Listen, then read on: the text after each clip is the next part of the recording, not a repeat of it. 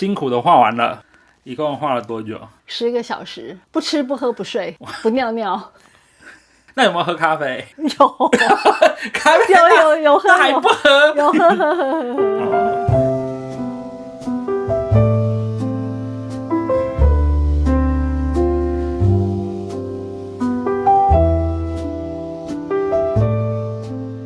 不知道各位同学有没有猜对了？那我们现在就请 Annie 老师来替我们解答咯。好，我们来解答这张，我们有 A、B、C、D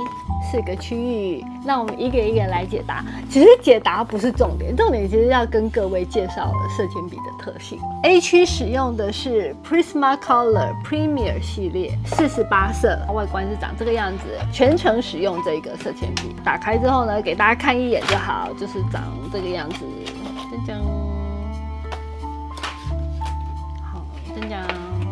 Prismacolor 呢，它是属于蜡质的色铅笔，它的笔是蛮软的，画起来感觉很滑润。这一个性质会让叠色能力其实是非常强的，它非常的显色，非常的好上色，就是你稍微轻轻一画，颜色就上去了。非常适合多层次的堆叠。如果你喜欢画出来的质感就有点像油画那样子，那这个是一个蛮好的选择。那其实我这次也有实测到这个环节，用浅色叠在深色上面，顺便做一个 polishing 抛光的效果，会把它底下所有的颜色都做一个很好的融合，是不错的色铅笔。然后它的价位属于中价位，指的是跟顶级的色铅笔比起来，是性价比蛮好的一款色铅笔。整体的感觉就是它的颜色很鲜艳，很显色。像我喜欢画热带植物，这个就是很适合的一个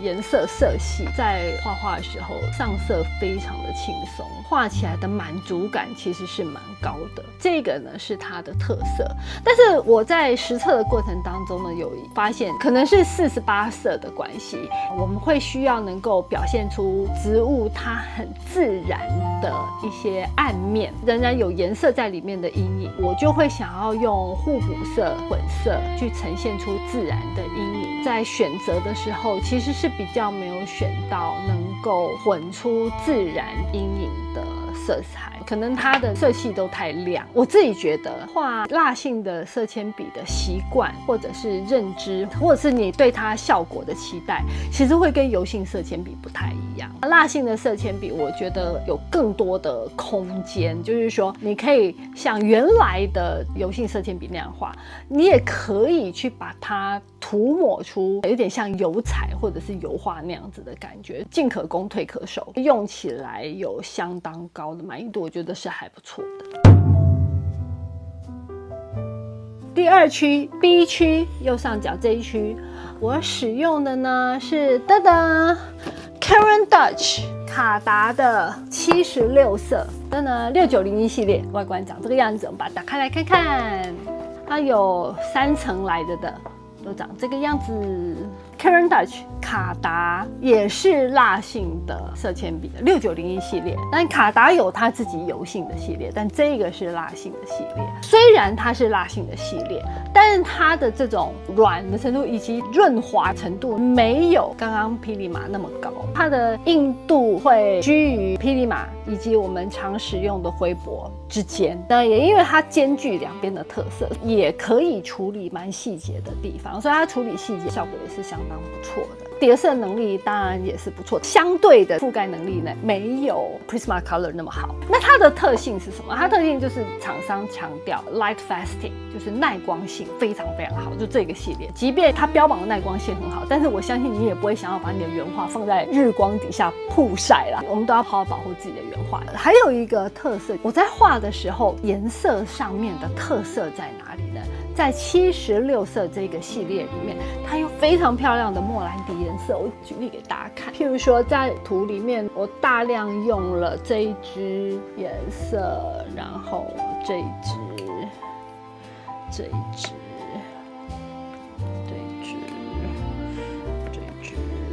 你说啊，我怎么用那么多颜色啊？也对，因为我在找颜色嘛。OK， 然后所以大家可以看到这一些中性色，这些莫兰迪色真的是非常漂亮。其他品牌不是混不出来，但是它已经帮你混出来了，就非常非常方便。所以在处理彩度不是很高，然后比较柔和跟协调的植物的颜色的时候，它就已经是非常方便、非常好用了。我以前从来没有发现过，因为我以前从来没有用过，是这次实测我才发现，哇，它有很多这么漂亮的莫兰迪的。卡达的76色里面，我感觉它的绿色比较不自然。可能100色会多一点吧，然后它是属于高价位、很顶级的色铅笔了。在修改上面、涂改上面，因为我好像这次没有做过多的涂改，我好像没有印象它的涂改效果好或不好。但照道理来讲，蜡质的相对于油性的色铅笔会比较不好涂改一点。它有一个小问题，你会发现它的笔杆都是一样的颜色，所以你在辨识它的颜色的时候，你只有看这里。这样子，所以你要整个笔盘都露出来才会比较好选色。这样画一画，在选色的时候也要小心，不要拿错了。整体的感觉其实还蛮主观的，你会知道你在用一个很高档的笔，内心会有点小虚荣，内心会有点小开心这样子，因为小谨慎这样子，就说哦我在用很高档的笔这样子，然后心里满意度高，应该这样讲吧？那你要对得起你的价钱，要对得起你的荷包。好，我们来公布第3区，噔噔噔，你看都有2个蜡性的了，我们现在进入油性的了。所以第3区公布答案就是我们常常用的灰柏。灰柏呢，我这次使用的是专家级60色，那它是油性的，所以它画起来笔芯感觉是比较硬一点的，然后画起来会有粉粉的感觉，在叠色上面层次或者是效果不输蜡质的，反而是蜡质的色铅笔你在多次叠色之后，其实会有蜡花的这种现象出现，叫做 wax bloom， 就是上到很多层，其实它的那个蜡会跑出来，会影响叠色的效果。灰柏它是油性的，它在叠色的能力上面其实也很强，而且不会有蜡花的状况出现，因为它比较硬朗的。如果当你把笔削很尖或磨很尖的时候，处理细节真的是非常的强。然后在修改上面，因为它粉粉的嘛，相对起来也比较好修改。那但是呢，在灰柏的60色里面，没有办法很直觉的看到这个花是这个颜色，你就能够在这60色里面找到一样的颜色，很直觉能够找到，拿出来用。所以其实是会需要去思考色彩学里面的东西，可能会需要混色才能够混出这一个玫瑰里面所需要的颜色。白话文就是没有办法拿来直接用，你可能要多次去混色才能混出最接近的效果。以这一个案例的话，你在使用灰柏的时候，你会需要色彩学的能力要好一点，因为你就没有办法直接找到。第2，你要能够理解什么叫做相对合理，而不是绝对合理。所以相对合理的意思就是说，我只要在这不同的颜色之间，我能够让它相对性是正确的，而不是绝对的跟这个花或者是跟这个照片一模一样。希望大家能够理解了哈。那它当然也是属于偏高价位。真的来第4区 ABCD 区，第1区呢，估计你们都不会猜对的啦。好，第1区呢是我以前常使用的一款色铅笔，它是由日系公司所出品的这一个色铅笔，叫做 Artistopia 这一款色铅笔，36色。这个色铅笔你在市面上卖不到，当然你找得到它的其他系列，我只说这一个系列你可能找不到，是因为呢这个系列是我刚开始教学的时候，日系公司它因应我因为都在画植物的这个需求，它就出了一款由我选择组合出来的36色，对于画植物所需要侧重的几个颜色，它做得非常非常的好，包括是不同系列的绿色、自然的一些颜色，譬如说浅褐色、深褐色，一直到深咖啡色，这一整个系列其实是相当完整的。那当然也有我们刚刚讲的非常难表现的桃红色，有2个不同色阶的桃红色，其实都被包含在这里面。因为很多花其实在桃红跟紫之间，根据我自己过去的经验，的确是很难找到直接呼应的，这里面就都包括了。因为这个是当时为我的课程开发的一个系列，现在没有在台湾发行了，所以在台湾其实是买不到的。那我这一盒里面其实颜色也不是那么的齐全了。反正它就是长这个样子，其实颜色已经不齐全了啦。画出来的效果会像就是右下角第四区这样子。那因为它也是油性的色铅笔，所以它画起来也是比较粉一点。在画的时候比较大量的去使用到这几个颜色，这几个颜色。这些其实都是当初在开发的时候考虑过的颜色，不是业配哈，因为这个其实已经买不到了。日系公司其实台湾的公司，它的研发团队是德国，色铅笔要能够做出来，不是一个很简单，它是有技术门槛的。在使用上面，叠色我认为是比较不容易的。就是说2层叠色，我觉得效果还是不错，但是到第3层，觉得开始有难以上色的感觉。它的价位其实是很低的，当时入手大概就只要几百块就能够入手，是所有里面是最低的。它陪伴我很长一段时间的色铅笔画画。刚刚 Annie 老师已经帮我们分析他画的每一款色铅笔的感受，来做个总结吧。总结其实呢，我在画的时候一直有一个感觉，当我在比如说使用灰箔的时候，使用到有 limitation， 我感觉到有限制的时候，我就会心里想说如果我这时候有霹雳马的什么什么就好了。即便是画到这么高档的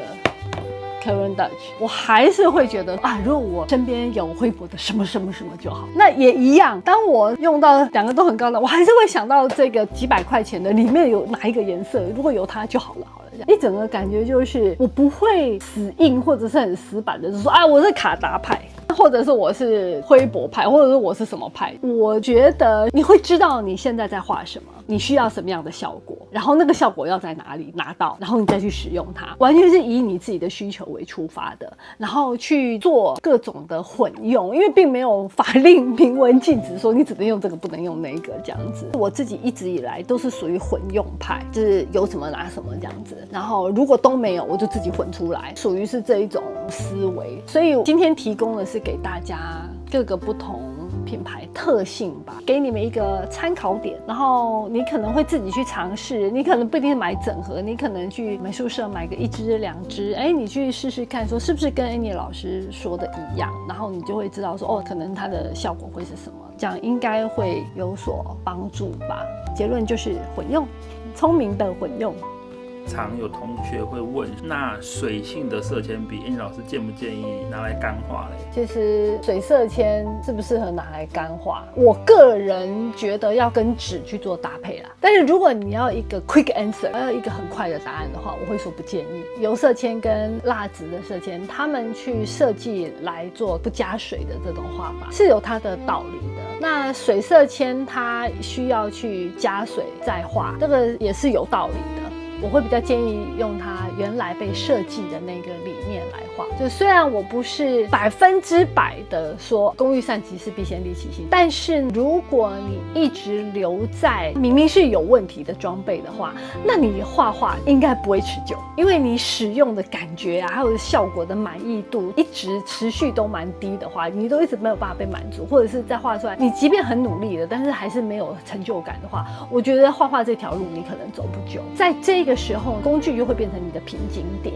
这时候你的方式就是去打破瓶颈。你可以不一定要买到什么卡达最等级的，那你可以买稍微好一点的。其实在画画工具一改变，是不是整个效果是不是有一个跳跃？那如果有的话，那就代表说你其实值得，你值得用好一点的工具这样子。否则好像会被一直拖拽住，譬如说你永远找不到对的颜色，画出来的绿色永远很奇怪的绿色，那因为你找不到同学在用那种比较自然的绿色，自己又没有办法混出来的话，那你会一直 stuck 在那里。工具的挑选一直都是艺术家们蛮重要的一环功课。假如说他今天也没有色铅笔，学了发现对色铅笔这个媒材很喜欢，就以今天这几盒来讲包括实用性，包括价格，最推荐同学去买哪一个品牌，然后几色的来画呢？其实这个问题如果在实测之前的话，我会跟你毫不犹豫的说我就是使用灰箔，可能60色甚至120色都值得投资这样。但是这次实测完之后，我好像没有那么的肯定说这句话了，因为我自己觉得，等我再多探索一段时间，再更广泛的使用之后，也许会有不同的答案。譬如说，这一次我在使用的时候，卡达的莫兰迪色其实让我非常的惊艳，因为在此之前我并不知道它有这些这么漂亮的莫兰迪色，我也被霹雳马柔润的那种感觉，其实也是有很大的惊艳这样子。也许我的下一个休闲作品小练习可能会想要用霹雳马来试一试，也许到时候会给大家不同的答案。简单讲，实测这3款画不好的话，基本上不太能怪笔这件事情了，是吧？应该是。但我觉得这个学问其实蛮高的，难怪就做得好的厂商全世界都不多，其实都是德国这种工艺设计，意大利的这种颜料供应，某一个领域你钻得越深，你就会觉得哇，里面越多的学问。我希望今天的实测有帮助到大家一点，尽量把我的记得的感觉跟大家分享了。那就今天就到这边啦，拜拜。